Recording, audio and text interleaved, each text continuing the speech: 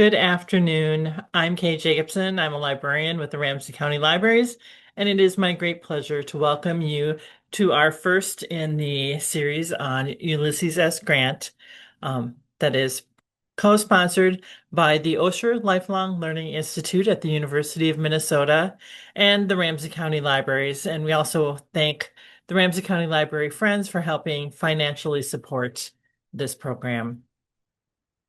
So this program is led by JB Andersen, who is let's see, well, he's the creator of the popular presidential series, of which this is a part. And he's also been an educator, curator, writer, and he served for over 25 years at the University of Minnesota. So without any further ado, I'm going to have JB come online and hand things off to him. Good, thank you. Takes me a minute to set up here. Ulysses Grant is what we're going to do for 7 sessions here, next 7 Wednesdays, counting today. He was President of the United States from 1869 to 1877. You know, a common mistake people make is they list presidential terms from election years. So a lot of people would say he was president from 1868 to 1876, which really isn't true. The president doesn't take the oath of office until into the next year after the November elections. Consequently, we see odd numbered dates, not even numbered dates for presidential terms. His lifespan, he was born on April 27th of 1822. He just has a birthday coming up in less than a month. And he died on the 23rd of July of 1885. This is a photo of him, not in military gear and civilian clothing. Had a beard and mustache most of his life. That was allowed in the military at the time. Take a look at his lifespan here.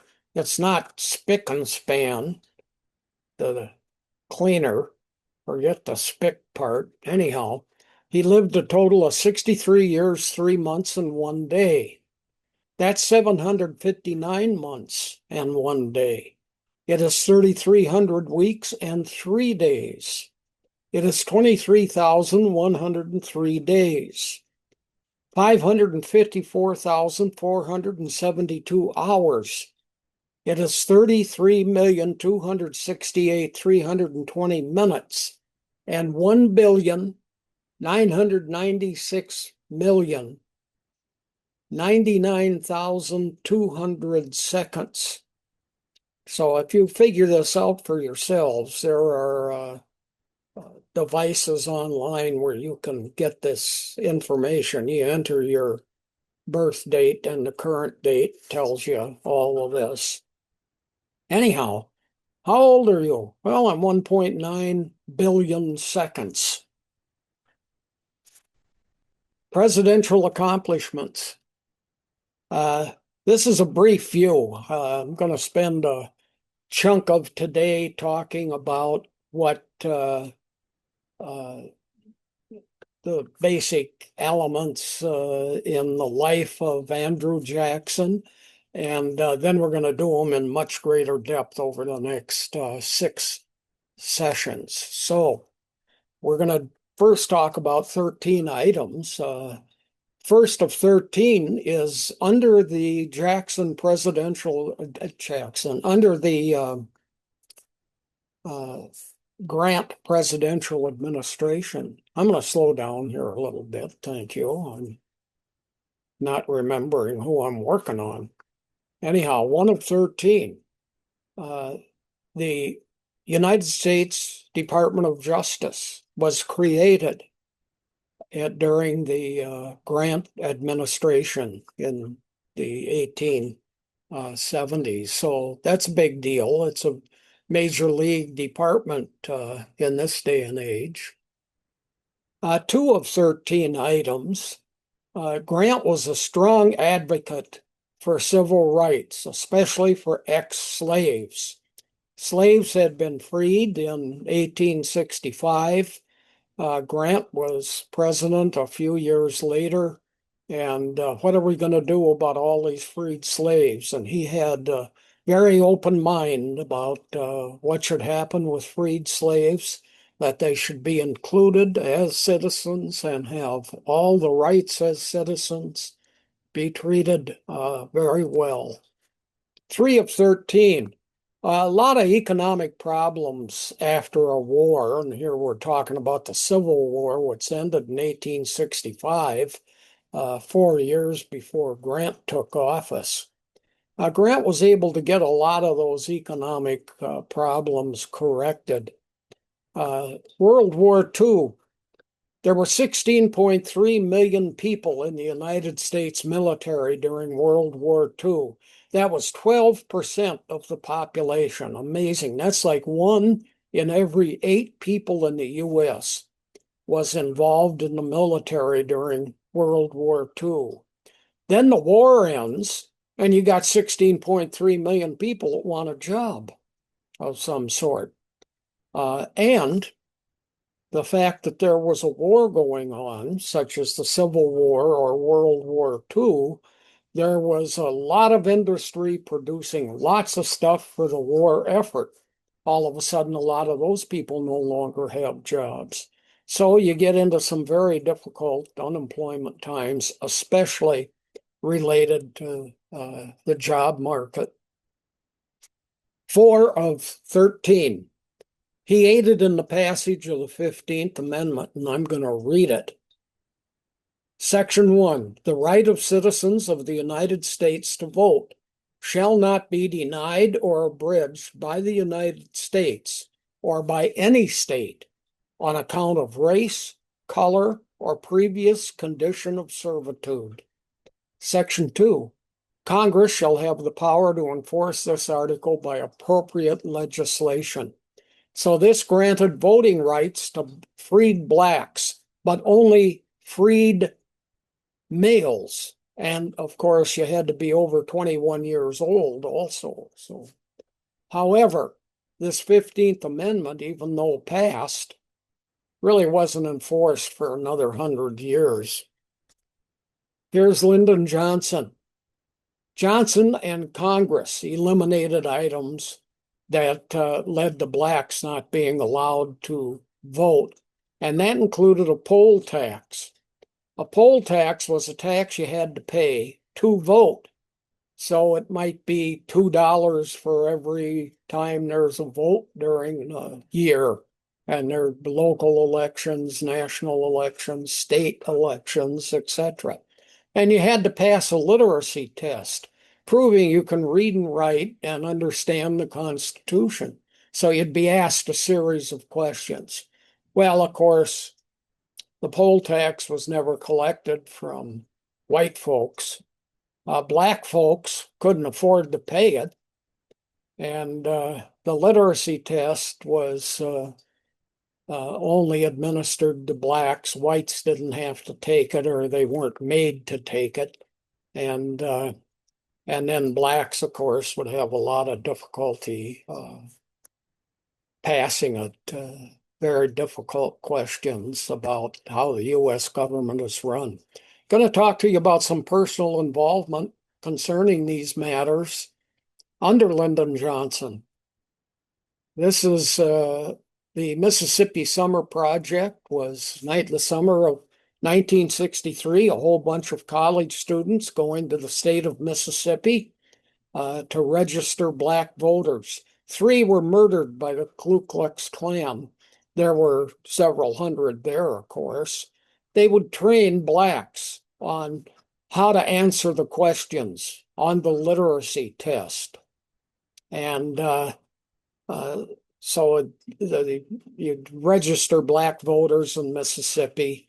And I'm going to tell you some stories about the newspaper and about money. But these are buttons. I wore this button. This one came later after 1963. So, you take a black person during this summer of 63 in Mississippi. Uh, an individual college student would take an individual black person who was old enough to vote to a voting station to register to vote. And they had to pass this test, and they'd be asked 10 questions. Now, before they were taken to the polling place to try to pass this test, they were trained so that they could answer all 10 of these constitutional type questions that they were being asked. Well, a black voter, okay, sir, you've answered all the questions correctly. And there's a student sitting next to a black person. And then the registrar who had administered the test said, there's one final item in the test. And they handed them a newspaper and said, read the headline. And it was a Japanese newspaper. Nobody could read it. You fail the test, you don't get to vote. So, and then of course, the money issue, the you might have to pay $2 for each time you wanted to vote. Well, if you missed a vote and didn't pay the tax, it accumulated.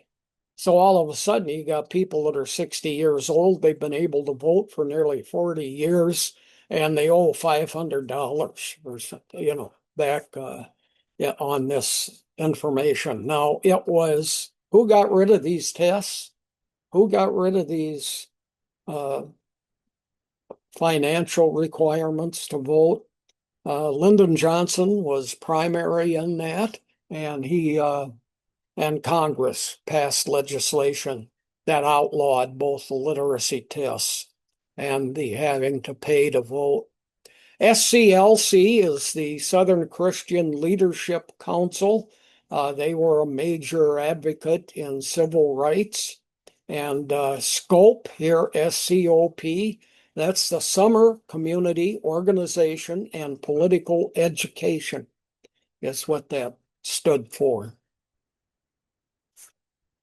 The entire operation was organized by SNCC, came to be called that, like there's an I between the N and the C.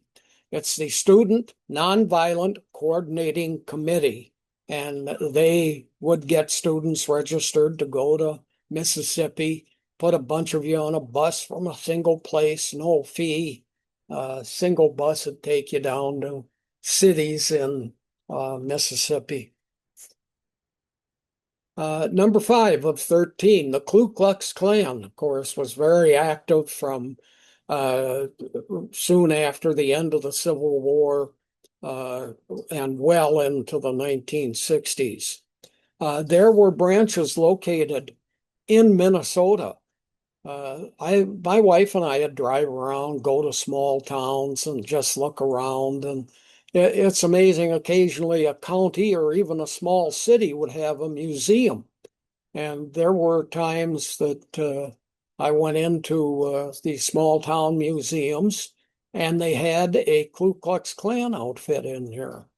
And I said, what's that doing here? And they said, well, there was a Klan here, had a few members, and people didn't even know that their father or their husband was involved with it until he died. They'd clean out a closet that he told them to never go into, and there was a Ku Klux Klan uniform. In South Dakota, I spent 3 years doing research for the University of Minnesota on the life of Hubert Humphrey. They were setting up a museum for Hubert Humphrey, and I found things they could put in there and named what sorts of exhibits they might have. And well, I made, I think, about 3 trips during that 3 year period to Dolan, South Dakota, where Hubert Humphrey was from. And it's a small town, just a couple hundred people. We had a big gathering at the local diner once, and I explained what I was doing there and so on. One woman stood up and said, I taught in this town back in the 1930s, and the uh, the school board members would put up the teachers. So especially the female teachers had to live with a family. So I'm living with a school board member, she said, and he took me aside and said, my wife and I are Catholics. Now, the Ku Klux Klan doesn't like Catholics. As a matter of fact, KKK came to mean kikes, which is a negative term for Jews. They're opposed to that. Kinks, negative term for blacks, and and Catholics are spelled with a K. So he said, if you have any trouble of any kind from anybody, or if you see Klan members about in this part of South Dakota, please be aware that there might be some trouble. Largest membership for the Klan in any state was Indiana. That's a northern state. Amazing. Uh, and second story this woman told was that when I was teaching here, there was a couple living outside of town and they were farming. They had never gotten married and they had 4 children. And the Klan showed up at their house and said, "You're going to get married or else." And she said that family moved out of South Dakota as a result. So 6 of 13 major items during the Grant presidency. Total restoration of Confederate states to the Union. All these items in red here are Confederate states. This Stonewall thing, that was a part of Texas. There are 13 states here that were in the Confederacy. Some never actually joined it, but they had slaves and so on. So, at any rate, restoration of those states back into the Union with full rights occurred. Much of that during the Grant administration. 7 of 13. Grant made federal appointments of freed slaves and Jews. This was pretty much totally unheard of until Grant became president. On your left is Ebenezer Bassett. Grant appointed him ambassador to Haiti, located in the Caribbean Sea. Yeah, and that occurred in 1869, Grant's first year in office. On your right is a Jewish gentleman, Benjamin F. Pazotto. He became the ambassador to Romania or consul to Romania, appointed by Grant. The first elected blacks to the Senate and House of Representatives are pictured here in this drawing. And the first blacks elected to United States Congress are pictured here. And that occurred during the Grant administration. 8 of 13. He started hiring federal employees based on merit, ability to do the job and to do it well. He was not appointing people based on you supported me during the election.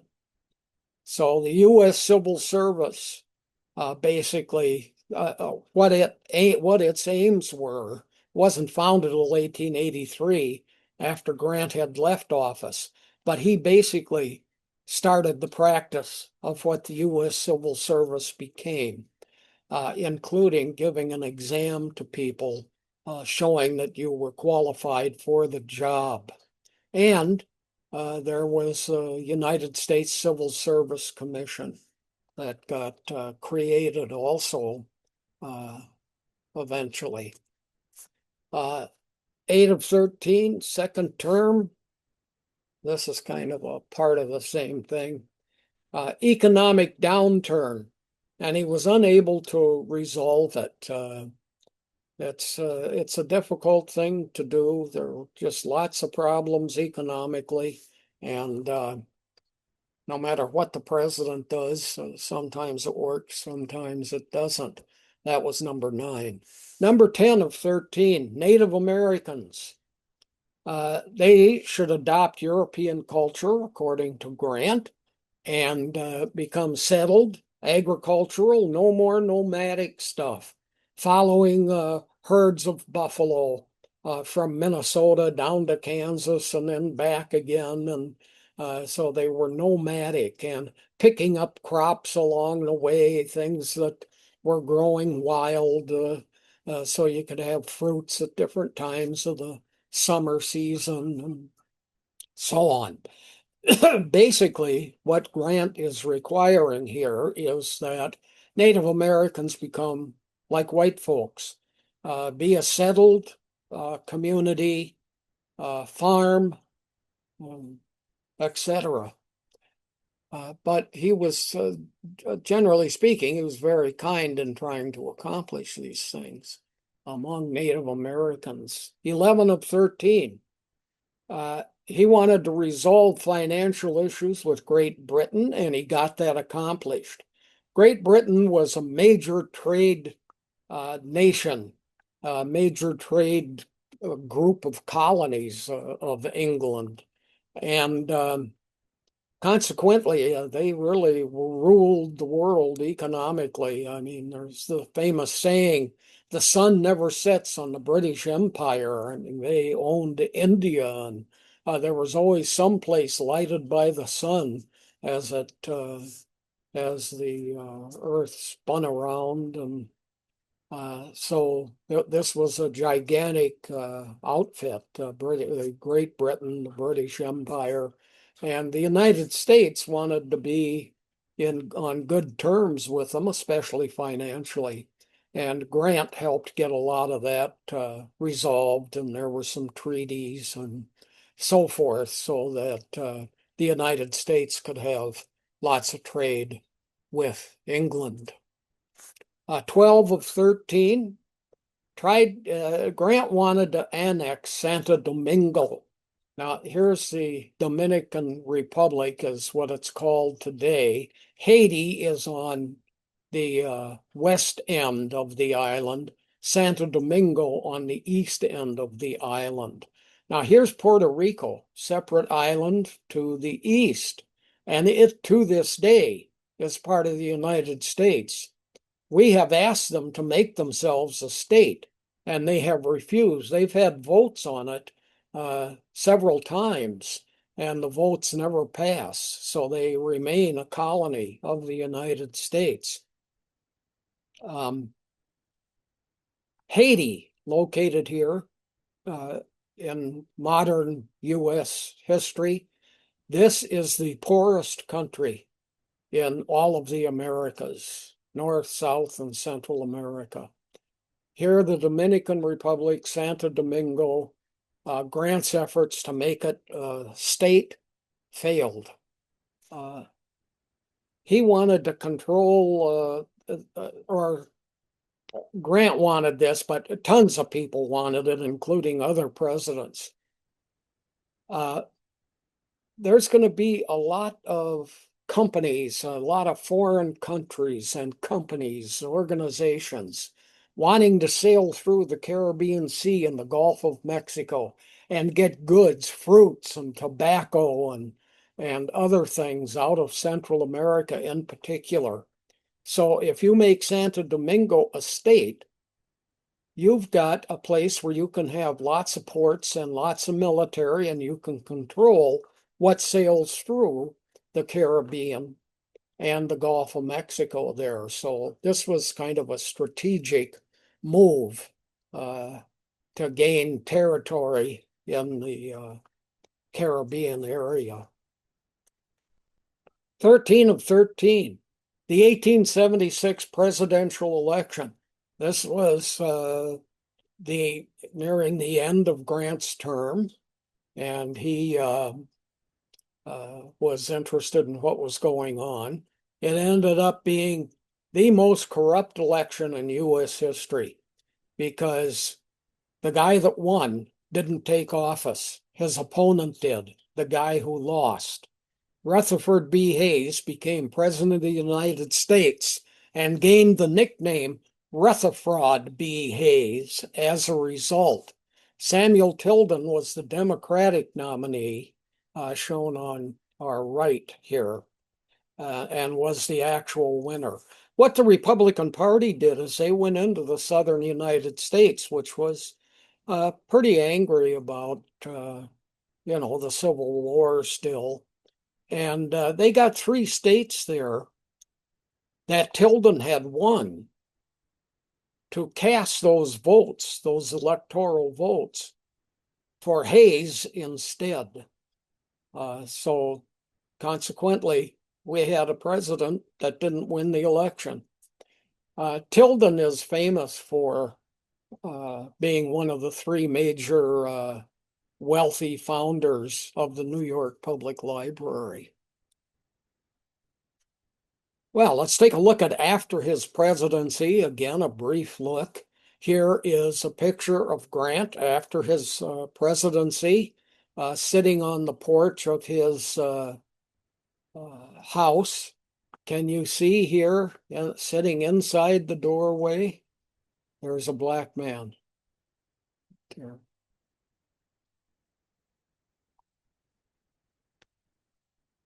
They went on a world tour, the Grants together, Julia and Ulysses Grant. And it was amazing. They had newspapers had a couple of reporters follow them, and they wrote articles about it. And the tour took 2 years. So there were articles in newspapers all across the United States describing what the Grants were doing, what they were seeing, who they were meeting with, and of course, Asia was basically unknown in the US at this point. And here is Grant meeting with an Asian official. And there were lots and lots of interesting stuff that we'll talk about later that came out of this trip, especially concerning Asia, because the US citizens were less familiar with that culture and its food and its dress and so forth. So, 2 year long world tour. And there was a book written about it too. We'll talk about that later. The 1880 presidential election. Grant and his wife have been on their 2 year world tour. He's been 4 years out of office. He's going, why didn't I run again in 1876? He goes, okay, it's 1880. I'm back in the United States. I'm going to get the Republican nomination. He wanted a 3rd term, but he failed to get the Republican nomination. The photograph here is of the Republican convention in Chicago in 1880, excuse me.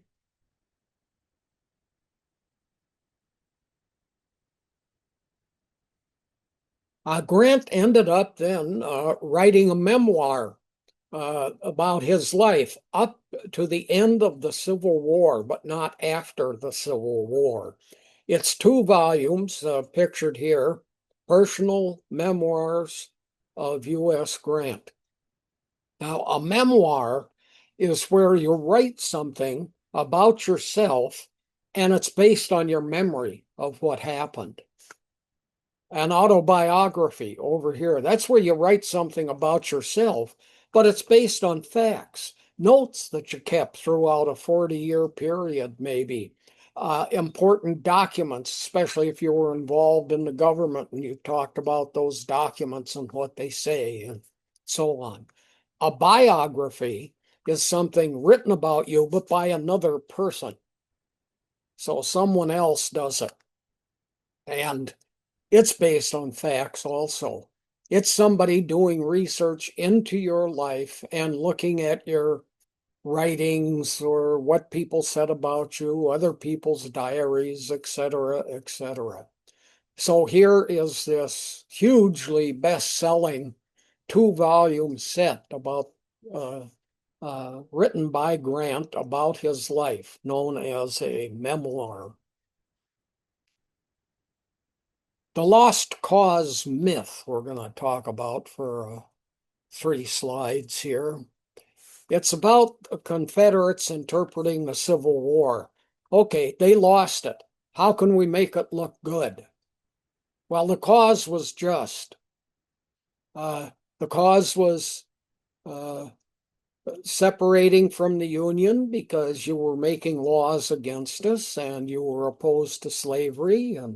And of course, second item, slavery was benign. People weren't being treated horribly. It was just a nice little thing, and they got food and clothing and a place to live, and in exchange, they did work for no income. And we had leaders here who were famous people, many having served in the United States military and then came to defend their home states in the South. So Confederate leaders were great figures. So the war was a just cause, slavery's benign.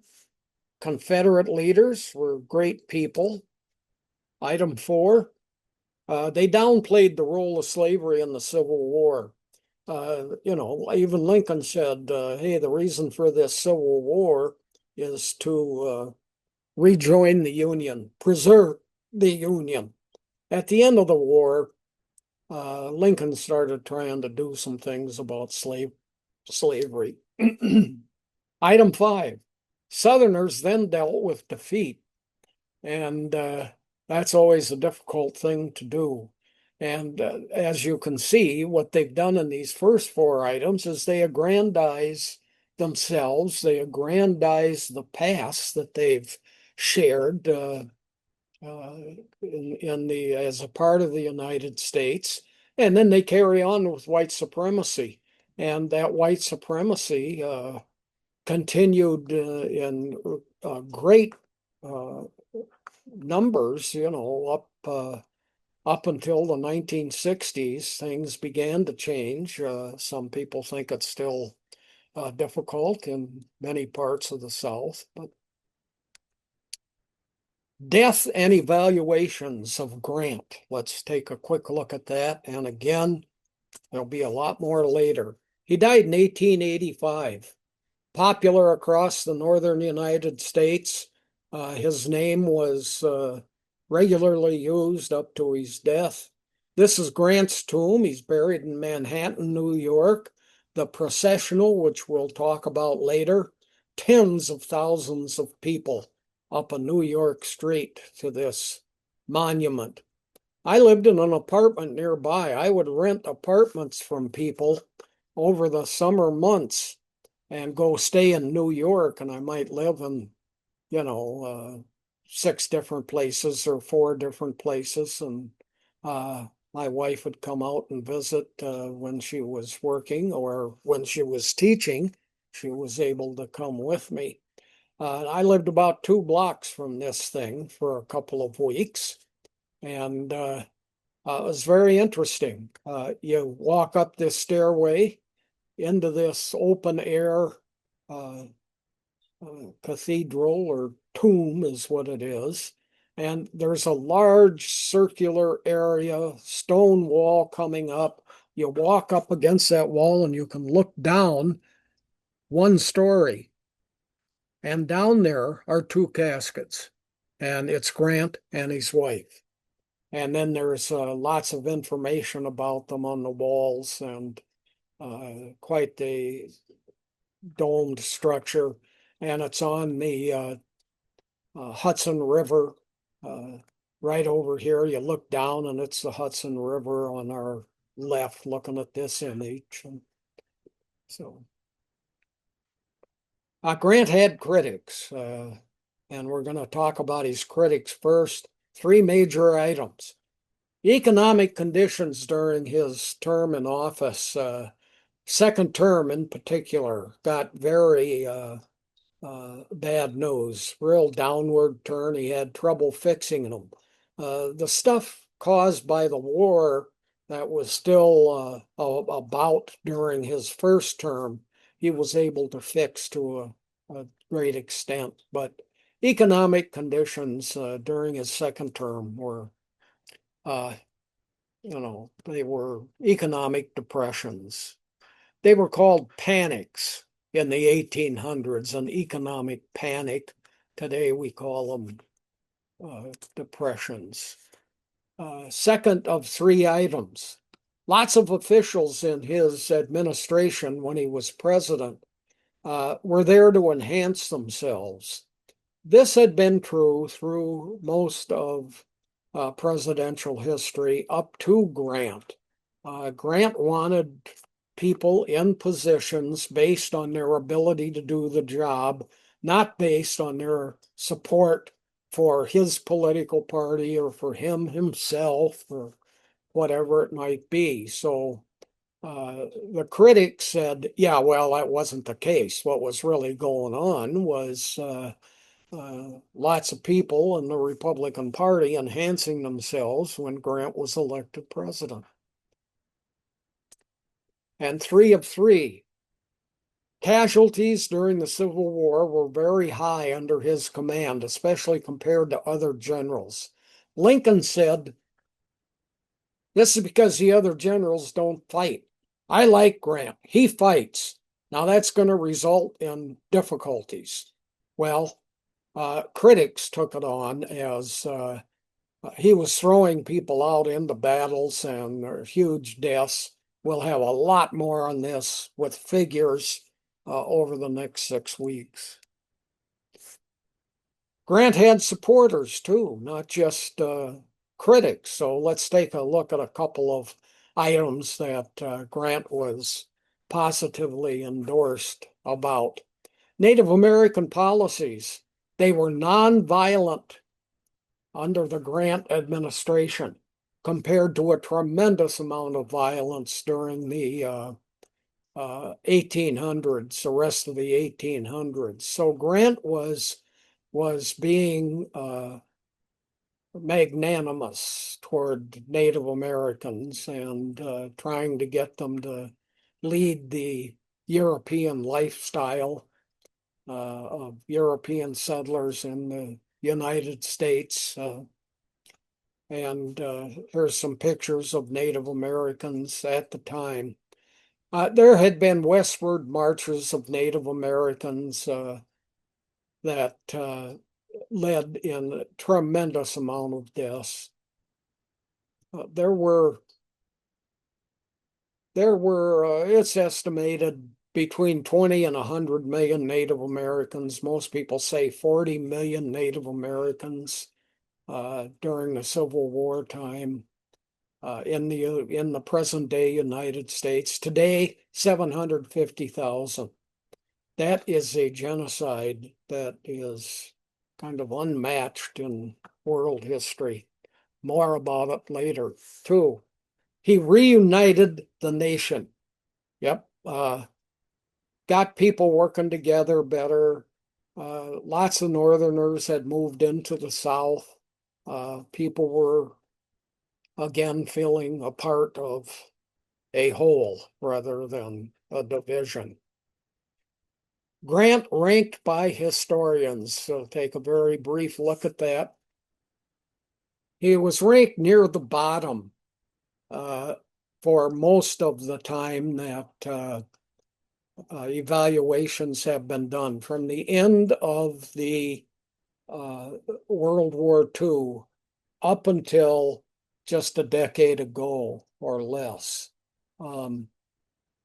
So he was near the bottom. Now he's in the middle. And the reason is two biographies from a decade ago. First one, 2016, by Ronald C. White, called The Life of Ulysses S. Grant.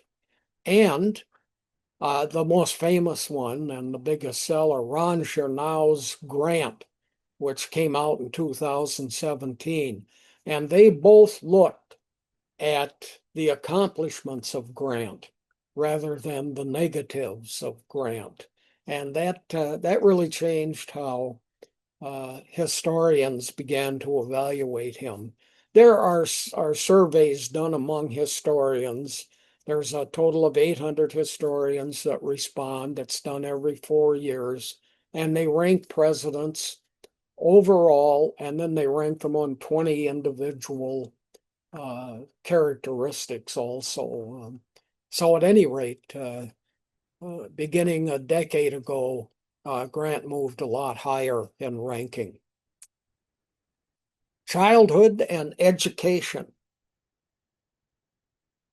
He was born in Point Pleasant, Ohio. Again, 27 April 1822. Here's Ohio. This is the town of Point Pleasant down here. It's on the Ohio River, which forms this total southern border and partially eastern border of Ohio. And the city is located on the river, and that forms the border with the state of Kentucky right there also. Here's a historical marker at Grant's birthplace. Uh, Hiram Ulysses Grant was born in this one-story timber frame home, etc. And I got a picture of that for you next here. Here's the house, uh, incredibly minuscule.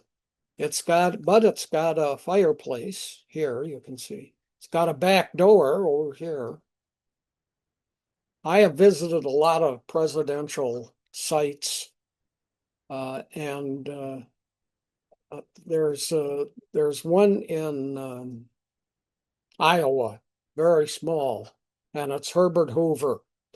And I'll tell you, that house, that house is the size of the room I am sitting in now, with a single bedroom. And they go, Hoover was born in this bedroom. And I mean, it's not even big enough for a modern day bed.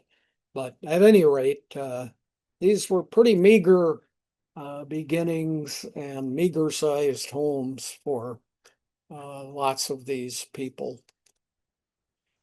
He was named for his maternal grandfather, his mother's father.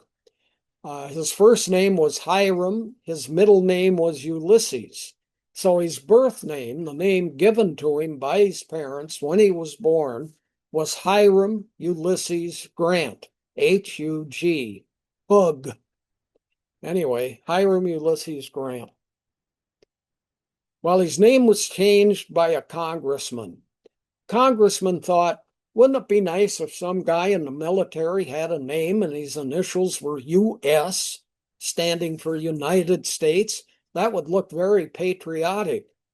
Consequently, Grant took on the name Ulysses Simpson Grant. So then his name could always be printed and broadcast as U.S. Grant. Sounded like he was the United States Grant. He was the oldest of 6 children in his family. He attended 3 schools, K through 12 kind of schools, and then was appointed to West Point. Here's a modern day picture of part of West Point with the church in the background. Look at the stairway down here, and you can see people taking the stairway. It's built on quite a slope. And there's the West Point Association of Graduates. That's their logo. As a child, Grant was very good with horses. He was so good with them that his father started a business for Grant when Grant was a child. And he would give rides on horses to people that needed them. Like, I need to go visit my sister and she lives 18 blocks away. So Grant would pick you up, give you a ride, and you'd have to give him a penny or whatever the charge was. Also, delivering goods. A farmer might have slaughtered some cattle and had the meat that he wanted to sell. And Grant, as a young man, young boy, would deliver these goods to people within the town there. Religion, Grant's religion. Here's Here's a whole bunch of religious symbols: Judaism, Christianity, Islam, Hindu, Tao, Buddhism, uh, Sikhism, Confucianism, Shinto, etc. And three of these religions have no God. Buddhism, I've told people, I said, no, there are religions that have no gods. For instance, Buddhism. And I once got the response, well, what about Buddha? Duh. Well, Buddha was the first human to reach enlightenment. He's not considered to be a god. Shinto is a Japanese religion and it's ancestor worship. You don't have any gods. There are people that have diaries written 14 generations ago in their family. Keep them and honor them, and it's about your heritage, your background, etc. And Confucianism, of course, a bunch of aphorisms by Confucius. There's no God there. It's just a bunch of statements about how to live. Well, where does Grant fall in all of this? Well, he wasn't any of them. Grant did not attend church and he never joined a church. Not only did he not attend church, the claim is he never attended church. He was never seen praying. Of course, you could only have seen that in public, but it's assumed he never prayed, period. And amazingly, not praying in public is keeping with the Bible. Let's take a quick look at that. One of three. To pray, Jesus went into the wilderness alone. Luke 5:16, Matthew 14:23. Two of three. Matthew states to pray, go into your room and shut the door.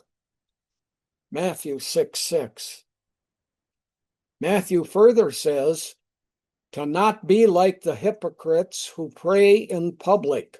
Matthew 6:5. So that's a no-no.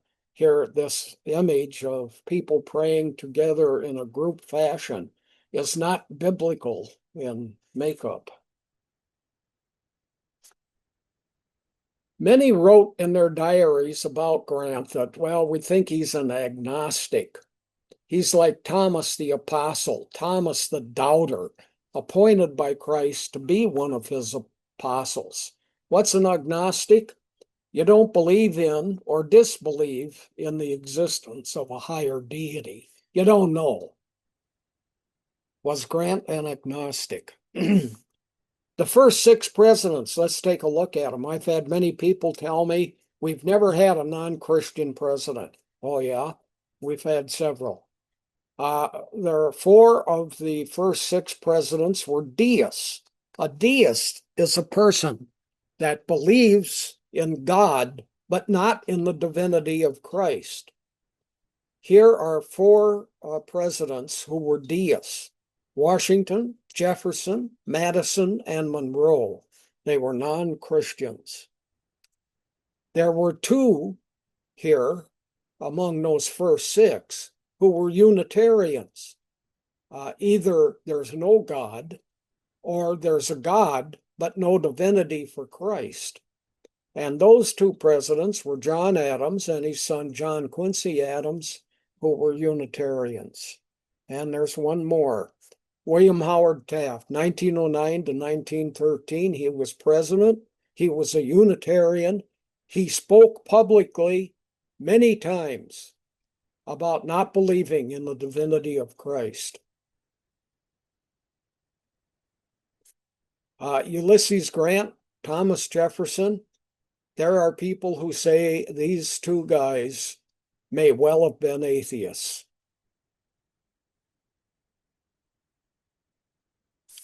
West Point.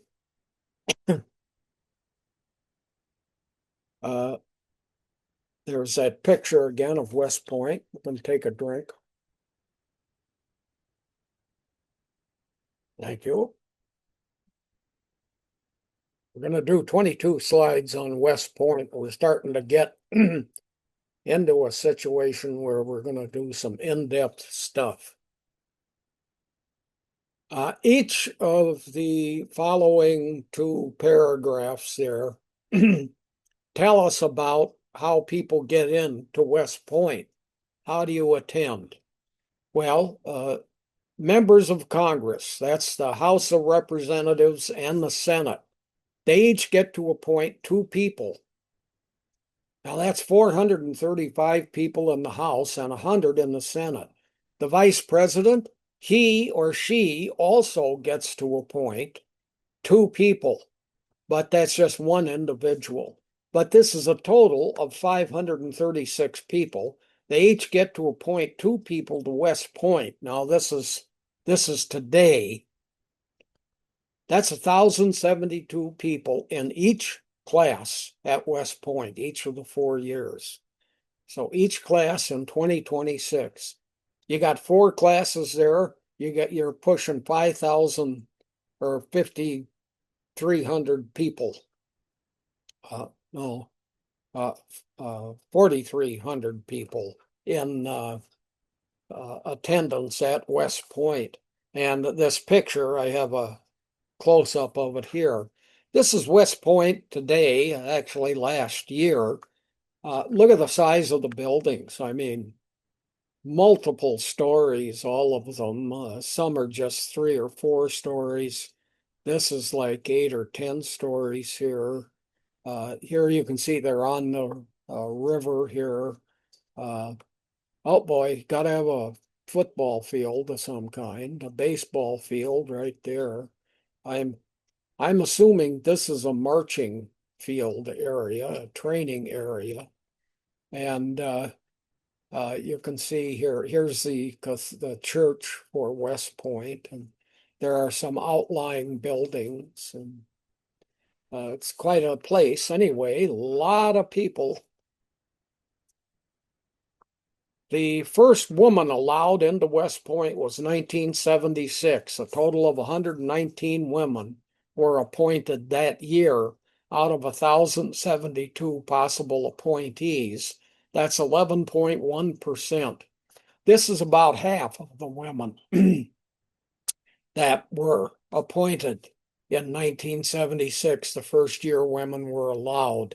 And this is a graduation photo of about half of those women. The first black was in 1877, Henry O. Flipper, pictured here. Grant's father wrote to his congressman, Thomas Hamer, pictured here. Guy needs a haircut. Anyway, he said, my son Ulysses belongs at West Point. He's very good with horses. He's very interested in the military. And sure enough, Hamer appointed Grant then to West Point. Needs a haircut. Here he is a decade later. He's gotten a haircut. It was Hamer who changed Grant's name. You know, he was Hiram Ulysses Grant. It was Hamer that changed his name to Ulysses Simpson Grant. Simpson was his mother's maiden name. So then he's U.S. Grant. So hallelujah. We got a guy that looks patriotic. Ulysses Grant. Initials ended up standing for United States first.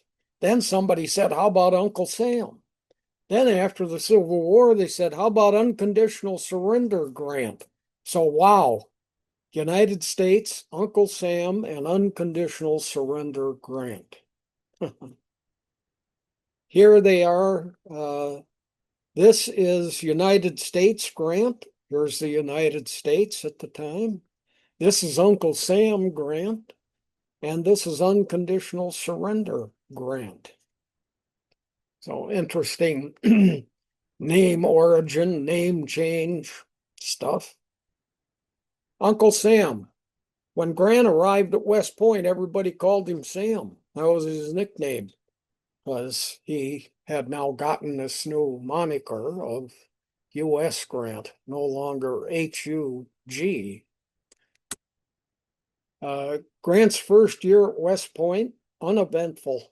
He didn't like the place, thought about quitting, just hung around for a second year and ended up getting involved, changed his mind, enjoyed it, ended up graduating.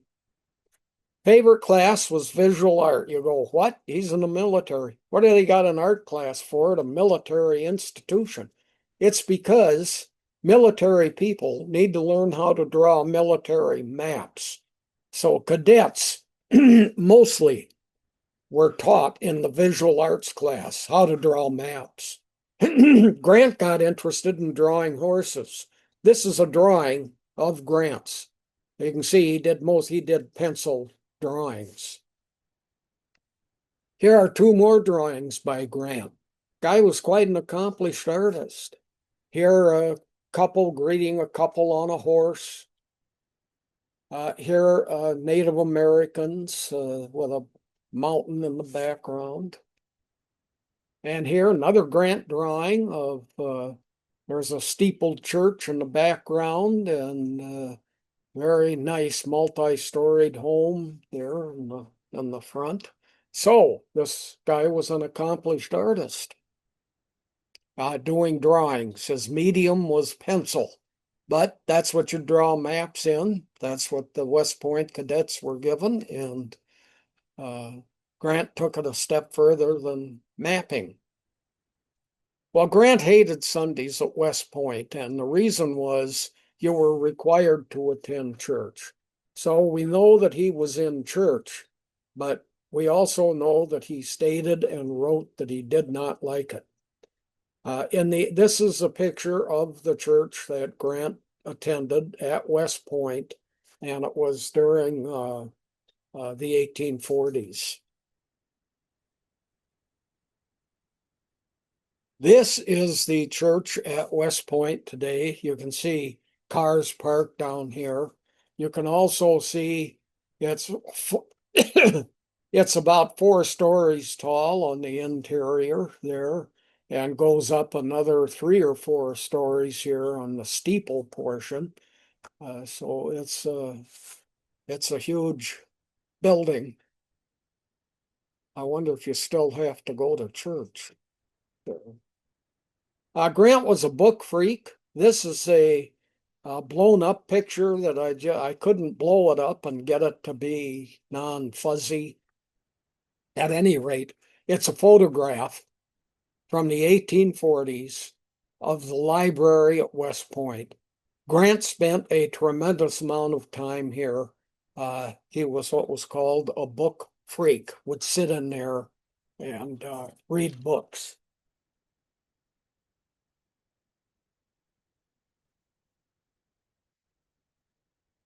This is the West Point Library today. Well, that's different. There it is in Grant's day. There it is today. 4 stories, well lit, lots of books. Grant graduated from West Point 1843. There were 39 in his graduating class. He was ranked 21st academically, so that's in the bottom half. One of the requirements, if you went to West Point, was that you would follow your attendance there with a minimum of 4 years in the military. Well, Grant beat that one. First assignment was to the infantry. Here's a guy, outstanding horseman. He's drawn pictures of horses, and they assign him to the infantry, which is where he's in charge of some troops. These are the Jackson Barracks in St. Louis, Missouri, and that was Grant's first assignment. He wanted to leave the military, didn't like it, sounds like West Point all over again, but after a year, he thought, well, I guess I'll stick this out. I really would prefer to be a teacher, but I'll remain in the Army. So he hung around. Let's take a look at his marriage family. Here's a image of his wife Julia, and there's Ulysses, and here are the four children. And there are some interesting stories. One in particular that I really like. Well, at West Point, uh, Grant had a friend named Frederick Dent, who's pictured here as much older than as a student at West Point. But Dent said to Grant, he said, "Why don't you come home with me during the break?" And Dent was from St. Louis. So the two of them uh, go to St. Louis, and that's where Grant meets Dent's sister, Julia, and becomes enamored. They married 4 years later, 22 August 1848. So a pal of his, a very good friend at West Point, took him home with him for a break, and that's how Grant met his wife. Grant's parents did not attend his wedding because Julia Dent's parents were slave owners. Grant's father was an abolitionist. We're not coming to a wedding in a place where we will have to shake hands with a man who owns slaves. So Grant's parents never went from Ohio down to St. Louis to attend his wedding uh, due to the slavery issue. This is the Dent home where Grant visited with his friend and met his wife. It's on 4th Street and Surrey Avenue, and it's in St. Louis, but it was torn down in 1947. And you can tell, look at the cars, you know, this picture had to have been taken much earlier on. Kind of a shame that somebody would feel they had to tear down a home in 80 years after the Civil War that was a place of great significance to Grant. Grant's had four children. Frederick, who's named for Julia's brother, she had a brother named Frederick. Ulysses Jr., who went by the nickname Buck, not to be confused with his father. Alan, whose nickname was Nellie, and Jesse, that's a name that can be applied to both men and women. This is a boy, a man, and he's named for one of his grandfathers. So Frederick, Ulysses Jr., Alan, and Jesse. The Grants had four children. Frederick, pictured here in childhood and here in adulthood. He lived from 1850 to 1912, dying at the age of 62 years.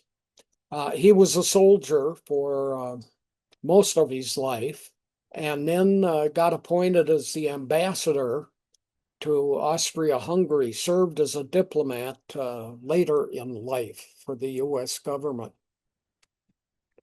This is Ulysses Jr. He became an attorney, went by again the name Buck, lived from 1852 to 1929. That's 77 years that he lived. And there's a picture of him as a young man and also a picture, a photo later autographed by him. And this is an amazing story, I think.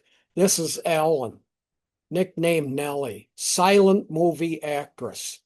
She lived from 1855 to 1922, 67 years.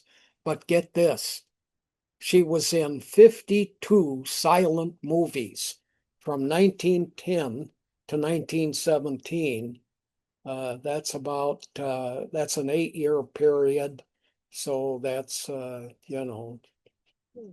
several movies a year. She's mostly known for the following four movies: Builders of Castles, 1917, That's her near at the end of her career, these four movies. Chris and the Wonderful Lamp, 1917. The Innocence of Ruth, 1916. And Just a Song at Twilight, 1916. And that's a famous song, but it was not made famous by the movie. It had been around for many decades.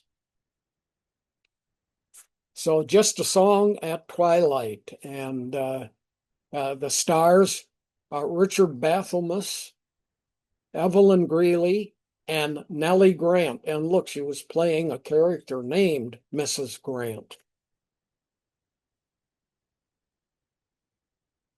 I want to go back to that just to tell you that this song was written in the 1880s.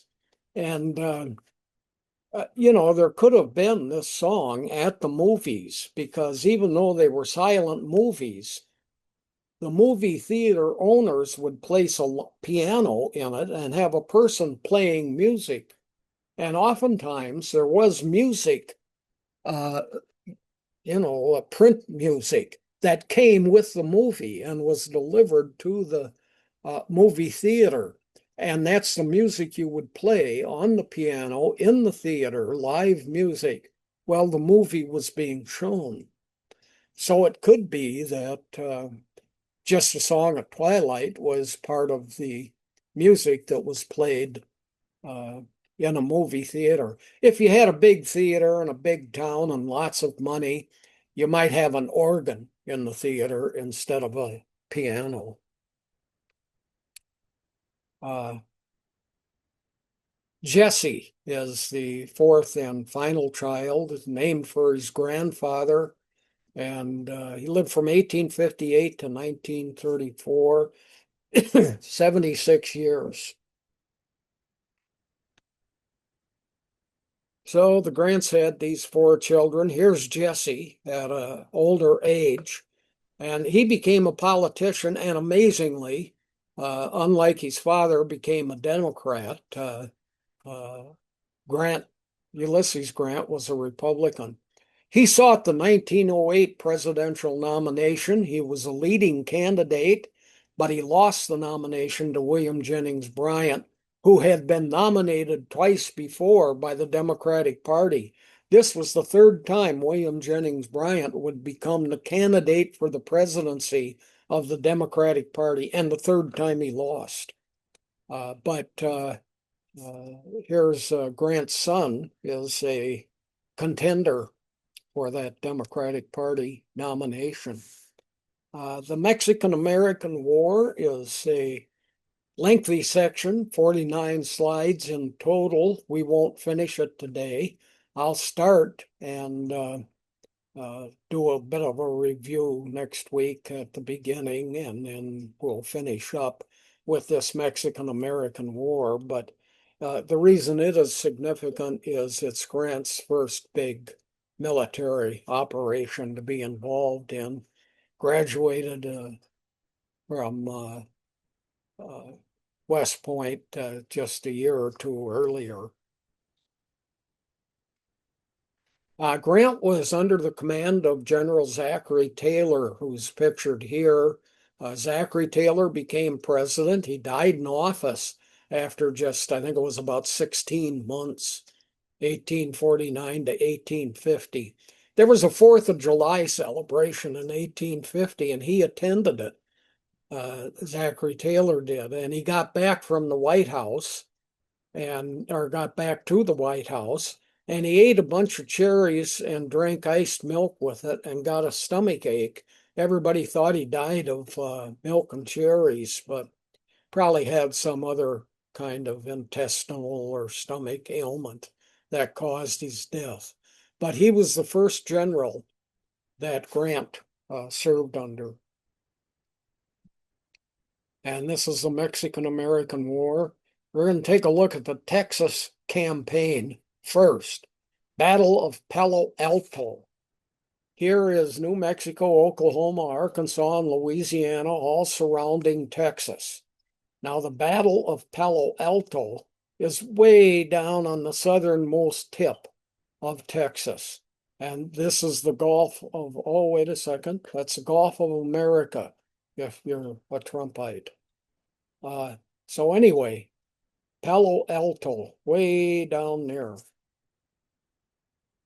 Three major Texas battles. We're going to talk about the three of them. Palo Alto is our Mexican words for tall timber. So it's an area down here, must have been a forested area at one time. There's a National Historic Site there for the battle. Uh, and this was Grant's first engagement. Saw no fighting. He was very unhappy about that. I'm a soldier. I'm supposed to be involved in battles. Instead, he was now a quartermaster. That's a person that deals with supplies, not fighting. Um, and since they're right on the Gulf of Mexico, so they would gather up lots of seafood. I don't know if these are clams or oysters. I think clams are smaller than that, but at any rate, it's an example of the kind of food that Grant was responsible in getting troops to collect so that they could be distributed among the forces there. So, what's the quartermaster do? Food, uniforms, and barracks management. The United States won this battle of Palo Alto. Uh, the Battle of Resaca de la Palma. And this is May 9th, whoops, this is May 9th, 1846, and we're in Mexico. Here's Palo Alto up here. Now we're able to move down into Mexico to fight the Mexicans in this war. And here's where the Resaca de la Palma battle occurred. Uh, it's a word that means oxbow or oxbow shaped or horseshoe shaped. Um, and here's what the river looks like when you get down into that area of Mexico. See this curve, and you get this horseshoe shape here. So a sharp, large curve.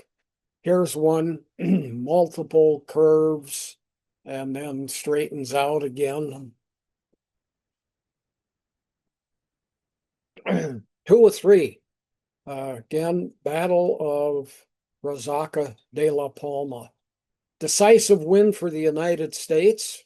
It was not a troop combating other troops battle, but rather an artillery battle where cannons were used, such as we see here, large caliber cannons. I mean, look at the size of those cannonballs and how big this cannon was. And, internally explosive cannons were invented in 1376. It used to be you just put a solid iron ball like this in the cannon and you'd shoot it at a fort and you'd hope to knock the wall down or something, or if it went streaming through a group of troops, it would hit them and decimate whoever it hit, but it wouldn't do a lot of surrounding damage. Finally, 1376, somebody said, let's hollow them out, put gunpowder inside, and maybe a fuse on them, light the fuse, and then shoot the ball. And then the ball will explode and send lots of particles, projectiles out with it. In 1784, they started filling the center not just with gunpowder, but with small projectiles. So those would then explode outward and kill a lot more additional people. So internally explosive, 1376, filled with gunpowder. 1784, filled with gunpowder with small projectiles. Those projectiles that were placed inside were named for the inventor of this new cannonball, Lieutenant General Henry Shrapnel. Now you go. I mean, you talked. I had a shrapnel in my leg Yeah, that's all these little pieces here, named for the guy that invented that kind of cannonball. Uh, the battle stopped the advance of Mexico into Texas. Takes place here. Now the fighting's all going to be in Mexico, not in southern Texas. Wondering how are we doing uh, for questions, and would you like me to do a couple more slides? Or Well, it's what, that's 13 minutes left, and we have a few questions, and people can start putting in more. oh yeah, let's do them. Okay. Referring back to Grant's autobiography, someone's wondering, do you think Mark Twain really wrote most of that? There must be a rumor that Oh Twain. yeah, I will talk about that later, but I'm going to tell you some answers now. Mark Twain was very supportive of Ulysses Grant Mhm. and in the writing of this book, these two volumes. And Grant said he'd pay for the publication of it. And he saw to it that Grant, instead of getting a minimal amount, which had been offered to him by uh, book publishers, he said, I'll give you something, I'll give you 10% of the sale of each of the books. And so or Twain was very much involved with Grant. But no, uh, there's, I mean, there's just no evidence that Twain was writing this or even reading it. But I'm also trying to remember this stuff. We'll talk about it later in the lecture. But yeah, it's an amazing friendship that got uh, made there between Grant and Mark Twain. Okay. Um, Somebody's wondering about, okay, the kings of England were heads of the Church of England. And they're wondering if that's related in any way to the fact that the earliest US presidents were not members of a church, which has to do somewhat with the founding of religious freedom over here when the colonies were formed. Uh, it had more to do with the movements of the times. Uh, it was a period of greater free thinking in the 1700s, Renaissance times, and people started writing about things that people hadn't written about previously. And most of the leadership, these first presidents were all very well educated, and they came out of that kind of free thinking period of the 1700s, and they were receiving educations and so on. And it really was the first time you could think freely religiously and not be burned at the stake Um, or worse. So, yeah. And, Thomas Jefferson, in addition to being president, was one of the great thinkers, super high IQ. IQs are measured before the IQ test based on the writings of individuals, and Jefferson's probably got the highest IQ of any president. Wrote a great deal, was quite a thinker, and of course the smudge on him has been his. The guy owned 600 slaves and supported slavery and so on, and based it on race. But yeah, it's a free thinking period, is what happened. And those people rose to the presidency, the Adamses, the Jefferson, and those people that were involved in the revolution in 1776 and then in the formation of the United States in 1789 and they were free thinkers. You know, this is a radical idea. People can govern themselves. It's a slap in the face to kings. You know, no, they can't. They can't rule themselves. They need somebody like me to decide for them. Uh, so there's a whole lot that surrounds the formation of the United States that isn't political. Mhm. Yeah. So, okay. Let's see. So I'm gonna do, there's some about more about writing and stuff, but I want to address why you compare stuff from Grant's time to present day and include it in your lecture. And I think this comes into play in a couple of different ways. Someone's saying, very interesting that civil service testing and qualifications was started by Grant, and did that process continue uninterrupted? Um, Also, somebody saying the fact that if over 1,000 new students are appointed each year, that's current day. Why was Grant's class only 39? And that shows how it grows exponentially because that was the number. Or yeah, why was it only 39 back in Grant's day? Well, you still got to a point too, but lots dropped out. Lots never showed up. Uh, and uh, in Grant's day, okay, there's 24 states. You know, you get, and that means 24 states. That means there's only 48 senators, not 100. And also the same thing with representatives in the House.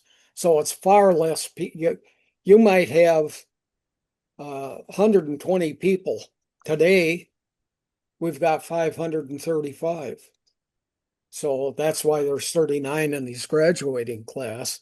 There were only maybe a couple hundred appointed, or even less than that. And many ended up not doing anything about it because it's too expensive to get me there. I was appointed by my representative here in the state of Ohio, and now I gotta try to take a train before, and this is the 1840s. I mean, there weren't a lot of trains yet. How do I get out to West Point and the expense of it and so on, and a lot of congressmen not appointing anyone, not like today. Everybody takes advantage of all of that. Travel is far less expensive. You can get uh, support for yourself and so on. So So, that's one thing. The comparison from past times to the present. That's just an interesting thing to do. Lots of people say it's very important. It's important for an audience to know that this is what was happening then, this is what's happening now. Notice the change and how has that affected the lives of people. And when Grant was alive, during his entire lifetime, nobody owned a car. so Nobody heard of a car. Um, they had carriages, and people never got further than 20 miles away from where they were born, usually. Uh, so those comparisons, they tell us something about ourselves, and it's just another way to tell the modern story also in a history class. right. And I think it's important to see the appointees that he was making, and then how much did that fall off after a while in terms of he was making historic appointments of people that were firsts, and then how much do things go down because of being suppressed and but important to note that somebody was making an effort, I think, too. So, which is And part of that thing of, did that process continue uninterrupted of the civil service? you So, appoint yeah. somebody, yeah, you appoint somebody ambassador to England, it takes them 3 months to get there. So, Today, you call them the second you're appointed. You can call England and talk to them with an image on a computer in front of you. And you're mhm. there in, you fly there in 6 to 8 hours from the United States. It's just a dramatic change in the Battle of New Orleans, for instance, at the end of the War of 1812. It's one of the most famous battles in U.S. history. Made a name for Andrew Jackson. It occurred 3 weeks after the treaty was signed in Europe. The news hadn't gotten back yet to the United States that we signed a treaty, the war's over. So, um, okay, well, we're getting close to time. I just wanted to look at a couple things. Somebody's wondering, how do I get a copy of the slides? I think maybe we need to deal with this at the beginning of next class, so that we can you can talk about your newsletter, talk about, get your email address out to people if they're interested in that. Um, Also looking at somebody's already like, what's up for after this season? Think we'll address that at the end of near the end of this classes Okay. in May. And let's see. But okay, just gonna leave with this last phrase here. Grant was considered to be a very good writer. This is from one of our participants. Very clear and concise. Thought to be a major factor why he was so effective as a soldier because his orders were unambiguous. Hmm. Interesting. Yeah. So, um, which could be a key factor and come into why um,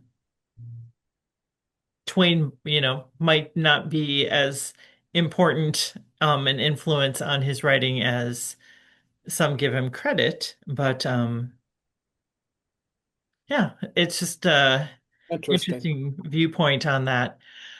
Okay, didn't get to everything, but we will try and get into some of this at the beginning of next session.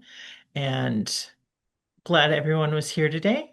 Thank you for coming. Thank you, JB, for sharing. And yeah, everyone have a great day. Stay safe. And then coming day here with the weather. And we will see you next Wednesday at 12:30.